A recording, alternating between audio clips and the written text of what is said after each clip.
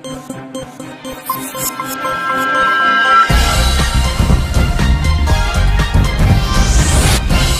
देख रहे हैं A9 न्यूज़, पल पल की खबर। मुरादाबाद स्थित मां पीताम्बरा बगलामुखी देवी महायज्ञ एवं श्री भक्तमाल कथा में प्रातःकालीन सत्र में श्री शनि महामृत्युंजय शनि यज्ञ हुआ, जिसमें मुख्य यजमान अभिषेक सिन्हा, शैलेंद्र गुप्ता, अशोक यादव, अंकित सक्सेना, अमित गुप्ता रहे। अनुष्ठान श्री परिवार पीठाधीश्वर पंडित कृष्ण स्वामी जी ने के निर्देशन में आचार्य कामेश्वर मिश्र ने कराया। व्यवस्था में अभिषेक शर्मा, विनय जौहरी, सुमन सक्सेना, केपी प्रजापति, सुभाष दलेला, पुलकित सक्सेना आदि रहे।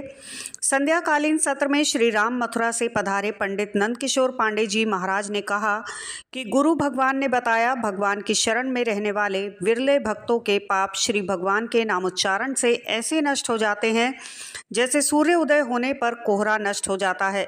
जिन्होंने अपने भगवत गुण अनुरागी मन मधुकर को भगवान श्री कृष्ण के चरणाविंद मकरंद का एक बार पान करा दिया, उन्होंने सारे प्रायश्चित कर लिए। वे स्वप्न में भी यमराज और उनके पशधारी दूतों को नहीं देखते। इसी संदर्भ में कन्नौज के दासीपति ब्राह्मण अजामिल की कथा आती है। अजामिल बड़ा ही शास्त्रज्ञ, शीलवान, सदाचारी व सद्गुणों का खजाना था। ब्रह्मचारी, विनयी, जितेंद्रिय, सत्यनिष्ठ, मंत्रवेदता और पवित्र भी था। इसने गुरु, अग्नि, अतिथि और वृद्ध पुरुषों की सेवा की थी। अहंकार तो इसमें था ही नहीं। यह समस्त प्राणियों का हित चाहता, उपकार करता, आवश्यकता के अनुसार ही बोलता और किसी के गुणों में दोष नहीं ढूंढता था। अजामिल का भ्रष्ट जीवन। एक दिन वन से फल फूल, समिधा व कुश लाते समय अजामिल ने एक कामी व निर्लज भ्रष्ट शूद्र को शराब पीकर एक वैश्या के साथ विहार करते हुए देखा। वैश्या भी शराब पीकर अर्धनग्न अवस्था में मतवाली हो रही थी। अजामिल उन्हें इस अवस्था में देखकर सहसा मोहित व काम के वश में हो गया। उसने अपने धैर्य व ज्ञान के अनुसार अपने काम वेग से विचलित मन को रोकने की बहुत कोशिश की, परंतु उस वैश्या को निमित्त बनाकर काम पिशाच से अजामिल के मन को ग्रस्त कर लिया।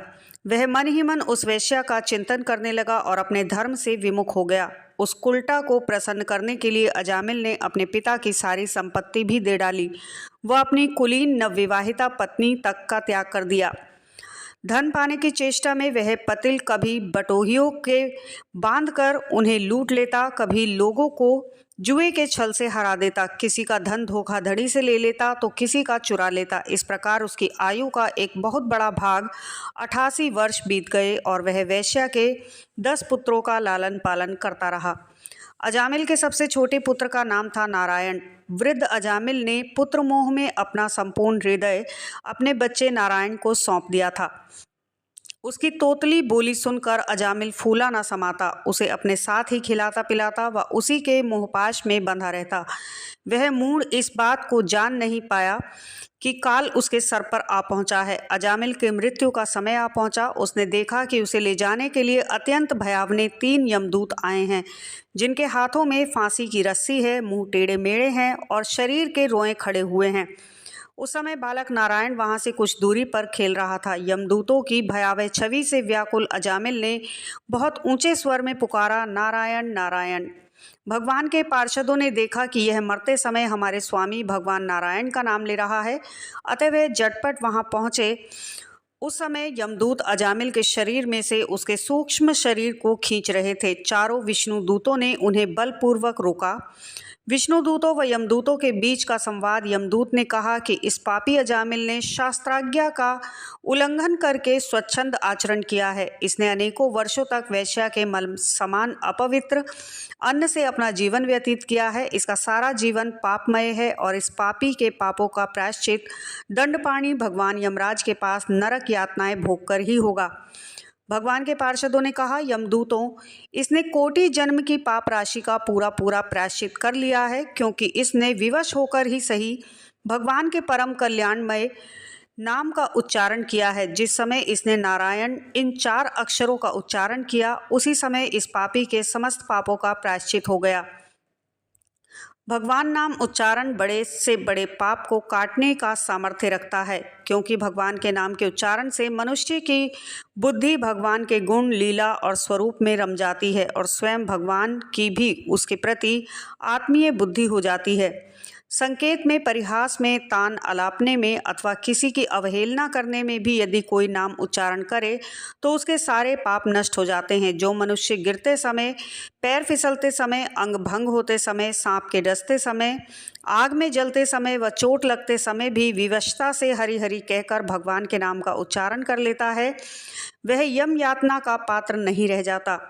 यमदूतों जैसे जाने या अनजाने में ईंधन से अग्नि का स्पर्श हो जाए तो वह भस्म हो जाती है, वैसे ही जानबूझकर या अनजाने में भगवान के नामों का संकीर्तन करने से मनुष्य के सारे पाप भस्म हो जाते हैं। जैसे कोई परम शक्तिशाली अमृत को उसका गुण न जानकर अनजाने में पी ले तो भी अमृत उसे अमर बना ही देता है, वैसे ही अनजाने में उच्चारण करने पर भी भगवान का नाम अपना फल देकर ही रहता है। अजामिल ने श्री भगवान का नाम नारायण का उच्चारण किया है, अतः यमदूतों तुम अजामिल को मत ले जाओ। भगवान के पार्षदों ने भागवत धर्म का पूरा निर्णय सुना दिया। वह अजामिल को यमदूतों के पाश से बचाकर मृत्यु के मुख से छुड़ा लिया।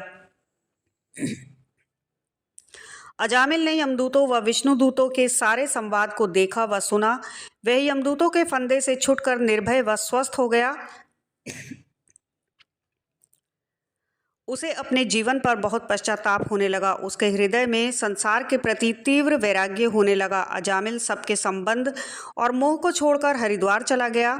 योग मार्ग व आत्मचिंतन का आश्रय लेकर अजामिल ने इंद्रियों, मन व बुद्धि को विषयों से पृथक कर भगवान में लीन कर दिया।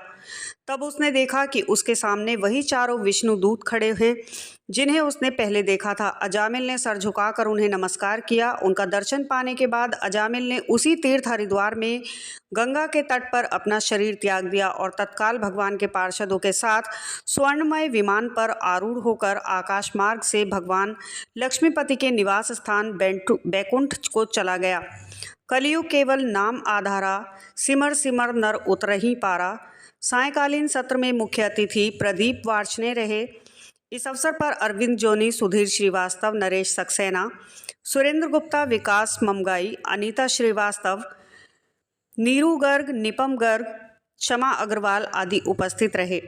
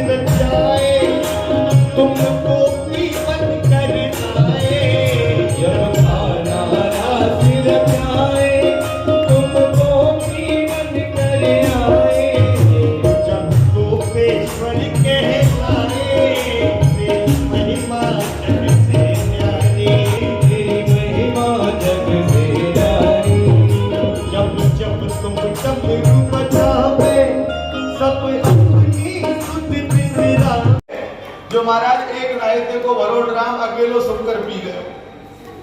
रसगुल्ला ने बड़ी भई, बड़ी परात बड़ी भई, और राहु आयो और मानो सबरे रसगुल्ला ने झट कर गए। ऐसे ऐसे बराती भगवान शंकर के अद्भुत। अच्छा, भगवान शंकर के मुकुट के लिए भी बड़ा सुंदर जो मोर बनाई ना, छोटे छोटे सर्पन की मोर बनाई, गले में बाजूबंद, हाथन में बाजूबंद पहनाए, तो वो छोटे छोटे सर्पन के पहनाए। एक सर्प की गला माला गले में पड़ी हुई। अच्छा, दरवाजे पे जब आ जाए, जय दरवाजे पे आवे तो सासू मैया आरती की थाली लेके आयो करे। अब मैना मैया लेकर के आरती की थाली आई, सामने देखो दूल्हा कहाँ है, विष्णु जी के बोल जे दूल्हा है क्या, बोलना इंद्र आए बोल जे दूल्हा है क्या, बोलना अरे तो दूल्हा कहाँ है, जो शंकर जी आए दुल्हा को देखो। माता मैना घबराए गई, कहने लगी बोल जे दूल्हा हमने एक शब्द बड़ो ही सुंदर सुना।